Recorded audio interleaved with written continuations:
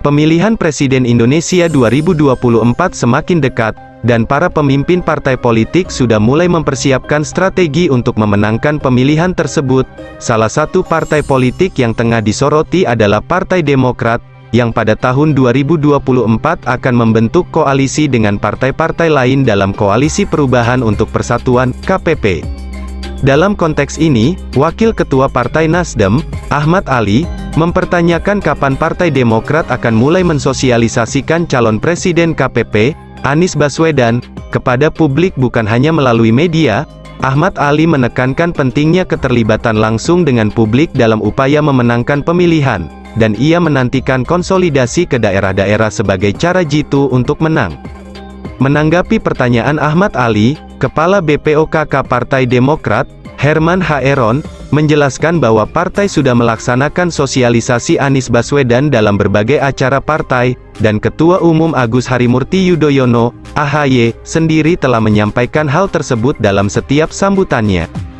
Haeron juga mengungkapkan bahwa AHY telah memberikan instruksi khusus kepada para kader untuk memenangkan Anies di Pilpres 2024, termasuk memasang foto Anies di berbagai media promosi hingga ke pelosok daerah. Lebih jauh lagi, Haeron menyatakan bahwa AHY telah merencanakan acara yang melibatkan Anies untuk menyampaikan pidatonya dan bahwa partai akan terus melakukan kegiatan semacam ini, seperti yang diinstruksikan oleh Ketua.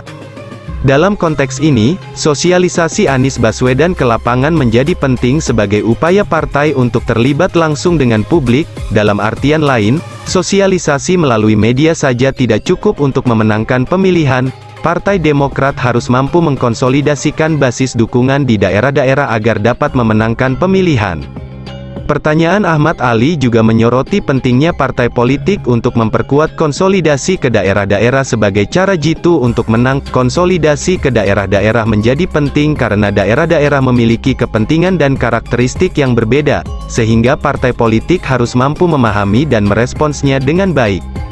Partai politik juga harus mampu membangun jaringan dukungan dan memperkuat organisasi partai di daerah-daerah. Selain itu, partai politik juga harus mampu membangun relasi dengan tokoh-tokoh lokal dan masyarakat di daerah-daerah untuk memperkuat dukungan mereka.